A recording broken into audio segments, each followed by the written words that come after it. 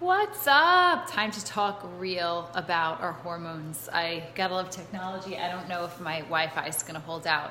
And I just finished my own workout, so I'm a little sweaty, but it's all good. Okay, let's get real. So, you skipped your period, you wake up 50 times a night, you have to go pee, you feel bloated, you feel like you're eating all the right foods, but you're just puffy. Right? So I'm not saying all these things happen like together in relationship with each other. It's just that if you are a woman and you're in your 30s or even 40s or even 50s for that matter, you've likely experienced one or all of these things. And I just want to get real with it because I feel like not enough women really talk about it. Like somehow there's shame associated with being an older mom or skipping your period or, oh my God, am I starting menopause? Like as if that's something to be embarrassed about. That is cray cray. So I want to drop some bombs and I want to also give you some helpful tips on, just how to navigate through some of this, right? So here's where I'm going to start. I'm going to start with a little story that's going to be like personal empowerment. If you've ever been pregnant, you're going to know exactly what I mean by this. And this is going to give you tremendous personal power. And this is what everything you're experiencing with your hormones is going to come back to. When you're pregnant, you absolutely live inside your body. Whether you like it or not, you feel the feelings, you just know every single little cell. Like it's so hyper, you're so hyper aware. And the perfect example is, remember the first craving you experienced when you were pregnant? And it was like, what the hell? I remember, seriously, I don't eat red meat. I hate hamburgers. I've hated hamburgers since I was a little kid. But my second trimester, good God, if I didn't get my freaking hands on a big, fat, juicy hamburger, I thought I was gonna die. And I had to, obviously, handle that craving. And we all have those cravings when we're pregnant, and they're so real. Because we have this wonderful gift of knowing exactly what our body needs because we are responsible for developing another human inside of us. And here's the kicker, girls. We have that ability whether we're pregnant or not. It's just that when we're pregnant, it's like divine, intervention from the universe, just making us and forcing us to be aware of what's going on inside our bodies for the safety of ourselves and our growing child. But we are humans, and humans have this ability to know exactly what we crave at all times. We just dumb it the fuck down with all the, I should eat at this time, and I shouldn't eat that, and I shouldn't really do this, and I need to go to sleep at this time, and I need to. It's like, who decided what the rules are? Who decided when, it's 12 o'clock, you must eat lunch? I'm pretty sure that's the same dude who decided like what a credit score is. Just saying. The thing is, we've gotten so far away from listening to our bodies that it's so hard to even know what we need, and that could really send our hormones into a tailspin. And once we get to that place where our hormonal balance is off, it becomes really clouded on what we do actually need, because our hormones are messengers, and our messengers are sending us the wrong signals at the wrong times to do the wrong shit, and it gets very confusing. And when it does, it can actually lead to things like increased body fat, lost hair, skipped periods, trouble getting pregnant, really serious things that we just, in some cases we can't help, but sometimes we can. And I feel like that's where we need to bring in the personal power. So let's get back in touch with this idea of knowing exactly what our bodies need and throwing out the window all the bullshit rules we've made up for ourselves. So the first thing I want you to do that'll really help you live into your body is what I call a daily energy scan. And that simply can be done around every meal and when you wake up and when you go to bed, like every bodily function that you do throughout the day. Check in with yourself and rate yourself on a scale of 1 to 10, 10 being like, this energizes me and makes me feel alive. I call it HD life. You're living in high definition. Everything feels super like you have voltage. And one is like that, it feels disgusting. I feel horrible. My energy is tanked. So whatever you eat, and this is not judgment. This is just checking internally how your body actually feels. So for a couple of days, do an energy scan. Wake up in the morning. Where am I at? 1 to 10. Just make a note of it. Put it in your phone. Super simple. You eat breakfast. Make a note of how you feel afterward. You're getting hungry later in the day. Make a note of how you feel when you're hungry. Make a note of how you feel when you're actually eating. Make a note of how you feel after you've eaten. Make a note when you go to bed. Make a note after sex. Make a note after you work out, right? When you do physical activity of any kind, physical functions, when you pee, when you shit, take a note, check in. Okay, your bodily functions are a great way to tell you what the hell is going on. Sorry if I'm cursing a little bit. I'm just so fired up about this stuff because I really want every single woman to take control of her hormonal power, because it all starts there. If you want to have the juicy, wonderful, beautiful life that you crave so deeply, it's got to start with your exquisite health. And I just take it so seriously because I know we can just blow the roof off of this. So 2 days, do that, and then check back and say, okay, if I was only at a 1 or 2 or a 5, is that acceptable to me? And honestly, you should be maybe striving for 8s, 9s, 10s, because that's the life you deserve to live.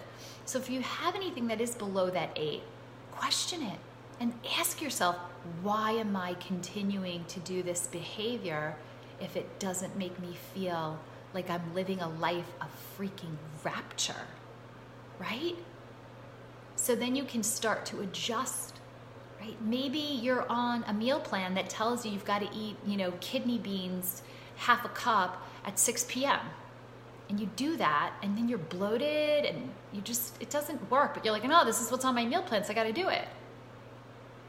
There is no right or wrong except what makes your physiology fire up, ignite itself versus and then you can adjust. So anything that's like below, I'd say a 6 to start, right?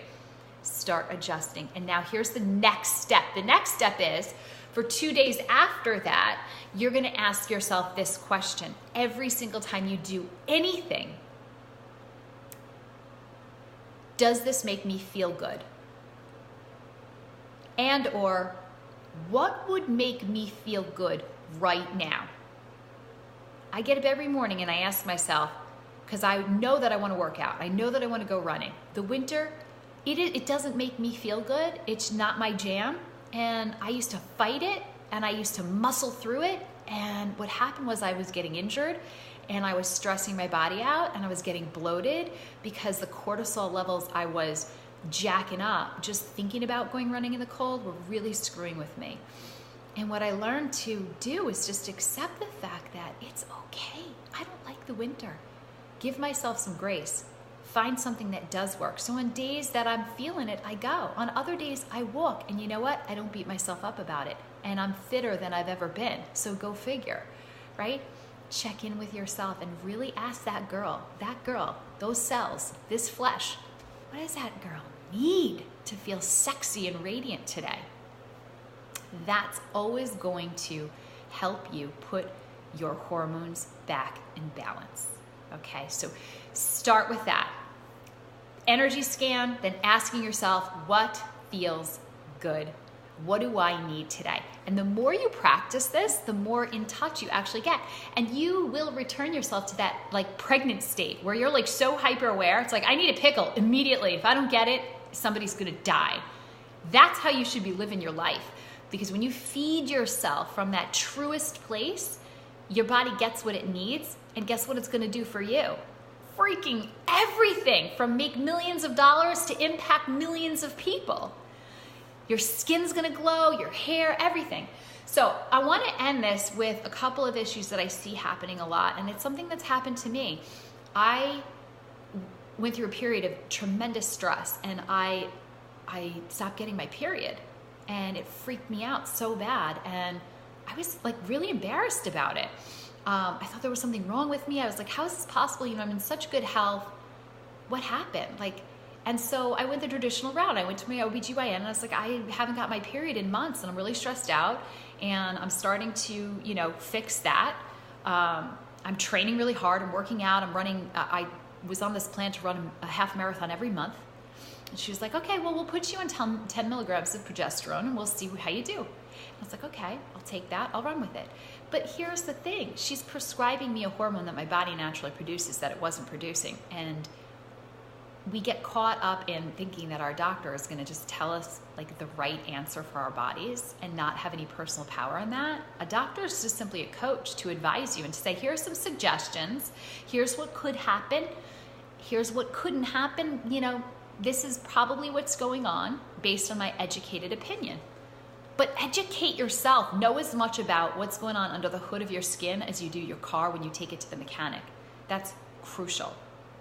So don't just take what your OBGYN or your doctor says at face value. Go in educated and then be able to make a decision from that place. So I decided, I'm gonna handle my stress better, and I'm pretty sure that's going to put my progesterone levels back where they need to be. I'm really jacked up with cortisol right now.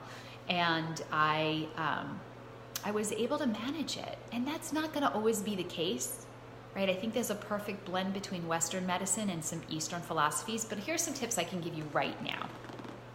If you are skipping periods, if it's because of stress, or maybe it's even that you do suspect you're going through early menopause, you can do some natural things to help you regulate your menstrual cycle.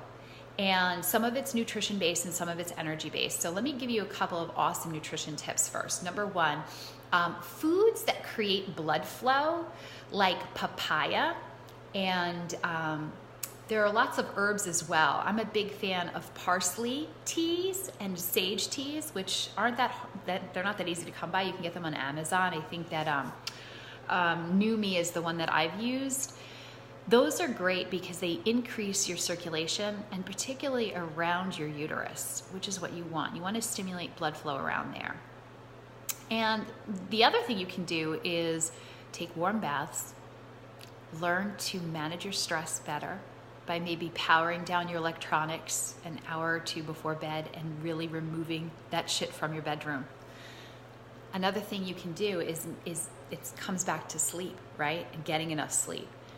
But there's a technique called grounding, which I've found so incredibly effective. And I won't get into the science of it, but basically the earth itself, right? The actual earth, not concrete, not buildings, not man-made structures, but the actual earth, dirt, water, beach, sand, trees, have an electron field.